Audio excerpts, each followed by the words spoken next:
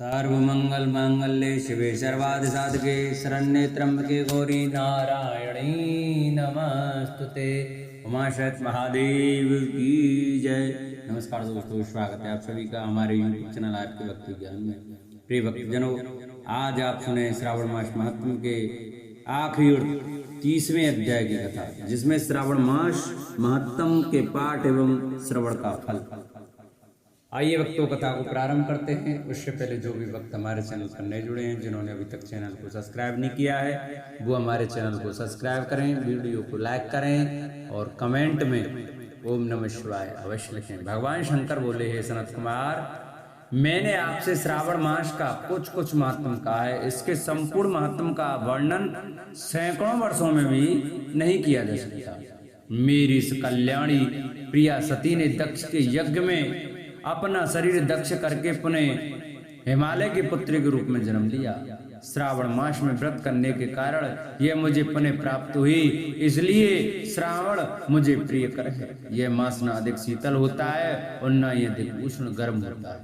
राजा को चाहिए कि श्रावण मास में श्रोताग्नि से निर्मित श्वेत भस्म से अपने संपूर्ण शरीर को उद्दूलित करके जल से आर्द्र भस्म के द्वारा मस्तक, वक्षस्थल, नाभि, दोनों बाहों, दोनों कोहनी, दोनों कलाई, कंठ, सर और पीठ, इन 12 स्थानों में त्रिपुंड धारण करें। मानस्तों के मंत्र से अथवा सदयोजात आदि मंत्र से अथवा षडाक्षर मंत्र ओम नमः शिवाय से भस्म के द्वारा शरीर को सुशोभित करें और शरीर में 108 रुद्राक्ष धारण करें। कंठ में 32 रुद्राक्ष, सर पर 22, दोनों कानों में 12, दोनों हाथों में 24, दोनों भुजाओं में 8-8, ललाट पर 1 और शिखा के अग्रभाग में 1 रुद्राक्ष धारण करें। इस प्रकार से करके मेरा पूजन कर पंचाक्षर मंत्र का जप करे। हे विपेंद्र, श्रावण मास में जो ऐसा करता है वह मेरा ही स्वरूप है, इसमें संदेह नहीं है। इस मास को मेरा अत्यंत प्रिय जानकर केशव की तथा मेरी पूजा करनी चाहिए। इस मास में मेरी अत्यंत प्रिय तिथि कृष्णाष्टमी भारत के पश्चिमी प्रदेशों में युगादि तिथि के अनुसार मास का नामकरण होता है।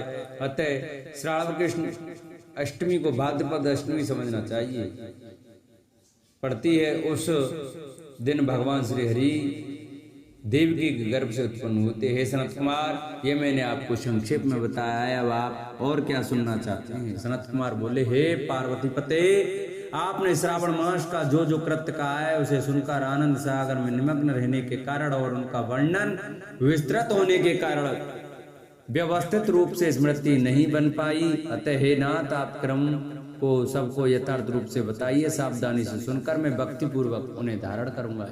ईश्वर बोले, भगवान शंकर बोले, सनत कुमार, श्रावण मास की शुभ अनुक्रमणिका को आप सावधान होकर सुनिए। सर्वप्रथम सौनक का प्रश्न, तत्पश्चात सूत जी का उत्तर, श्रोता के गुण, आपके प्रश्न, श्रावण की व्युत्पत्ति, उसकी स्तुति, पुनः हे मुने आपका विस्तृत प्रश्न, इसके बाद नाम कथन सहित आपके द्वारा की गई मेरी स्तुति, फिर क्रम से उद्देश्य पूर्वक मेरा उत्तर, पुनः उसका विशेष प्रश्न, उसके बाद नक्त व्रत की विधि, रुद्राभिषेक कथन, इसके बाद लक्ष्मी पूजा विधि, दीपदान, फिर किसी प्रिय वस्तु का परित्याग, पुनः रुद्राभिषेक करने तथा पंचामृत ग्रहण करने से प्राप्त होने वाला फल, इसके बाद पृथ्वी पर शयन करने तथा मौन व्रत धारण करने का फल, तत्पश्चात मासोपवास में धारणा की विधि, इसके बाद सोमाख्यान में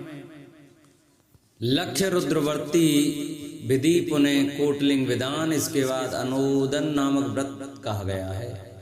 इसी व्रत में हविष्यान ग्रहण, पत्तल पर भोजन करना, शाक्त्याग, भूमि पर शयन, प्रातः स्नान और दम तथा सम का वर्णन, उसके बाद स्फटिक आदि लिंगों में पूजा, जप का फल, उसके बाद प्रदक्षिणा, नमस्कार, वेद पारायण, पुरुष सूक्त की विधि, उसके बाद गृह यज्ञ की विधि, रवि सोम मंगल के व्रत का विस्तार पूर्वक वर्णन, पुनः बुध गुरु का व्रत, इसके बाद शुक्रवार के दिन जीवंतिका का व्रत, पुनः शनिवार को नरसिंह, शनि, वायुदेव और अश्वत्थ का पूजन, ये सब कहे गए हैं। उसके बाद रोटक व्रत का महात्म, औदुंबर व्रत, स्वर्ण गौरी व्रत, दूर्वा गणपति व्रत, पंचमी तिथि में नाग व्रत, षष्ठी तिथि में सुपोदन व्रत, इसके बाद शीतला सप्ती नामक व्रत, देवी का पवित्र आरोपण, इसके बाद दुर्गा कुमारी की पूजा, आशा व्रत, इसके बाद दोनों एकादशियों का व्रत, पुनः श्री हरि का पवित्रारोपण, पुनः त्रयोदशी तिथि को कामदेव की पूजा,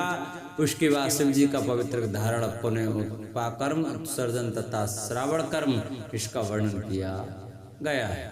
इसके बाद सर्पबलि, हैग्रीव जन्मोत्सव, सवादीप, रक्षाबंधन, संकट नाशन व्रत, कृष्ण जन्माष्टमी व्रत तथा उसकी कथा, पिठौरा नामक व्रत, पोला नामक वृष व्रत, कुशग्रहण, नदियों का रजोधर्म, सिंही संक्रमण में गौ प्रसव होने पर उसकी शांति, कर्क सिंह संक्रमण काल में तथा श्रावण मास में दान, स्नान, महात्म श्रवण, उसके बाद वाचक पूजा, उसके बाद अगस्त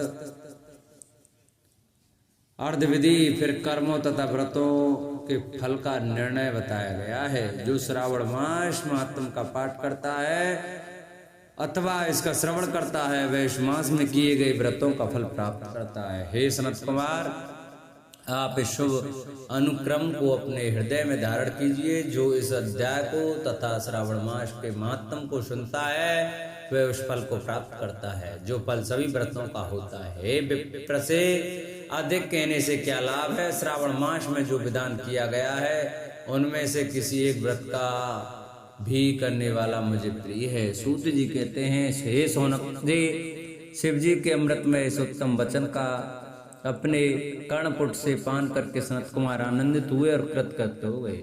श्रावण मास की स्तुति करते हुए तथा हृदय में शिव जी का स्मरण करते हुए वे देवर्षि श्रेष्ठ सनत कुमार शंकर जी से आज्ञा लेकर चले गए। जिस किसी के समक्ष अत्यंत श्रेष्ठ रहस्य को प्रकाशित नहीं करना चाहिए, हे प्रभु आपकी योग्यता देखकर ही मैंने इसे आपसे कहा। बोलो शंकर भगवान की जय, बोलो श्रावण मास महात्मा की जय। जिन भक्तों को हमारी ये श्रावण मास महात्म की वीडियो कथा अच्छी लगी हो वो हमारी वीडियो को ज़्यादा से ज़्यादा शेयर करें, जिससे और भी भक्त हमारी यह कथा श्रवण कर सकें। जिन्होंने चैनल को सब्सक्राइब नहीं किया है वो चैनल को सब्सक्राइब करें, वीडियो को लाइक करें और कमेंट में ओम नमः शिवाय अवश्य लिखें।